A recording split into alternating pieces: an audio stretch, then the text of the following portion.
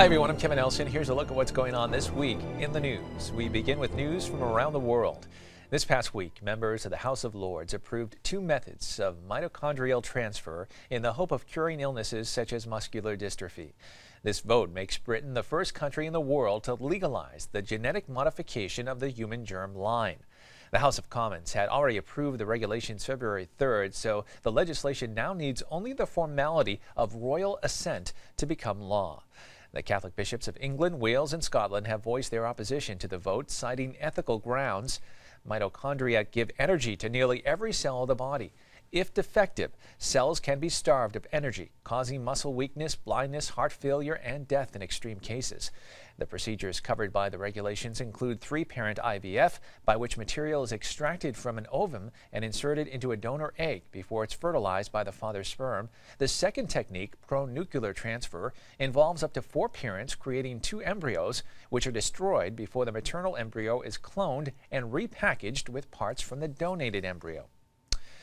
Looking now at news from around the country, 183 employees of the Archdiocese of Detroit's Central Services are settling into their new space after officially moving into a new chancery building in mid-February. It was the first major transition for the Archdiocese headquarters in nearly 80 years. Archbishop Alan Vineron said the move to the new downtown home of the Archdiocese of Detroit, 2 blocks away, is bittersweet. Monsignor Robert McGlory, moderator of the Curia, said the consolidation of the Archdiocese's central operations from multiple buildings into one is not unlike what many parishes have undergone in recent years. The $3.25 million sale of 4 buildings owned by the Archdiocese was first announced in 2013. Some of the proceeds were used to renovate the new space, while the rest was put in a fund into which schools, parishes, and other institutions make deposits and apply for loans.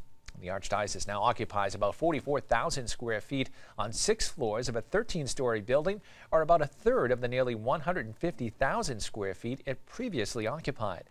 The Archbishop said it was important for the headquarters of the Archdiocese of Detroit to remain in the city of Detroit, emphasizing a commitment to service and long-term presence downtown.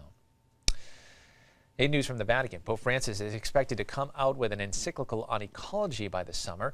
Catholic News Service spoke to Austin Ivory, the author of The Great Reformer, a biography about Pope Francis, about what he thinks will be in the encyclical.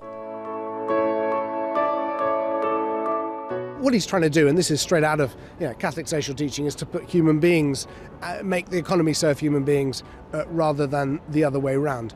Ecology is important in this because I think devastation of the planet, expressed in rapid climate change, is a symptom of a system which is just not functioning. So I think what you're going to get here is he's going to be saying to the world, look, you care about creation, you care about our planet, you've got to realize we need an economy that actually cares for the planet and cares for human beings. And I think he's going to be bringing together not only the idea of stewardship of creation, but also human ecology, so that how we relate to each other is also going to be, I think, in this encyclical.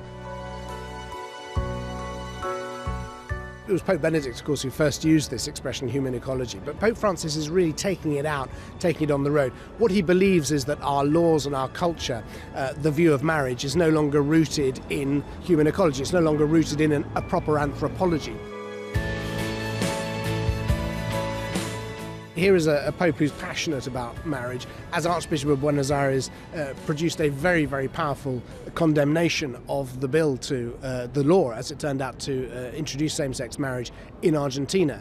And in a private letter, it was private, but it was later leaked, he spoke about it as being, a matter of the devil. This is a temptation, because under the guise of civil rights and equality, which of course are good things, in fact what was being proposed here was the destruction of marriage as it's rooted in that divine anthropological reality. So he's saying, look, if you mess around with the divine design for creation, you're going to end up with climate change and devastation of the planet.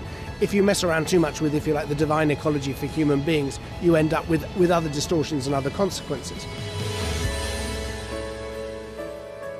And finally in the news, a funeral mass was held recently at the Vatican that received a lot of media attention. Willy Hertelier was a homeless man who was well known to the Swiss Guards, local business owners, and a number of clergy. He had attended the 7 o'clock Mass every day at the Vatican's Church of St. Anne for more than 25 years. Hertelier was known to speak to people about his faith and invite those he met to Mass, and he was known to call the Eucharist his medicine. Hertelier vanished in mid-December. He had collapsed one night and was brought to a nearby hospital where he died. His body remained unidentified at the morgue until friends tracked him down. Monsignor Americo Ciani, a canon at St. Peter's Basilica and a friend of Hertelier's, led the funeral mass in the chapel of the Vatican's Teutonic Cemetery.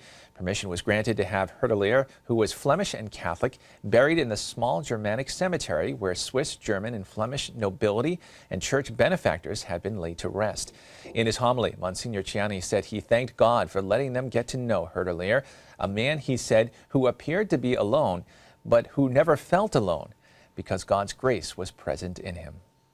Well, that is all the information we have for this time. I'm Kevin Nelson. Don't forget, you can keep up to date on Catholic news throughout the week with Catholic Newsbreak right here on the Catholic TV Network.